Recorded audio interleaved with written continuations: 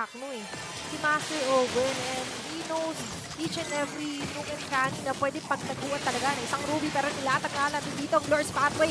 Aabante sila! Andor is down! Habang ang Falcons AP pa rin naabante, na doon ang magandang penalty zone na magagaling kay Flapdaisy. Okay naman. Pwede niya gamitin yung Lost Insanity para lang ipangharang. Pero sabi ni Falcons AP, hindi. Timing. Unahin ka na namin! Ikaw na lang pala natitira. O sige, etong sayo! At nandito na nga lang din mga Marsha, mga members sa Falcons AP pa rin. Naabot sila Antorio at Shakdu para dumepensa. At magtatagumpay naman Si Flapdaisy, walang mga surprise penalty zone.